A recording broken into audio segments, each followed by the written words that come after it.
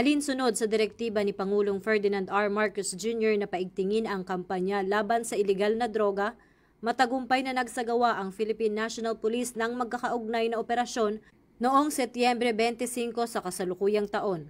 Sa nasabing mga operasyon, nasamsam ang halos 13 milyong halaga ng hinihinalang shabu at naaresto ang 7 high-value individuals sa iba't ibang bahagi ng bansa. Sa kabuuan, nasa humigit kumulang 200 gramo ng shabu ang nakumpiska, kabilang ang malaking bahagi ng 100 gramo na nahuli sa baybayin ng Pauay, Ilocos Norte. Ang mga matagumpay na aksyon na ito ay patunay sa mataas na antas ng koordinasyon, husay at determinasyon ng PNP upang sugpuin ang ilegal na droga sa bansa. Pinuri ni Acting Chief PNP Police Lieutenant General Jose Melencio C. Nartates Jr.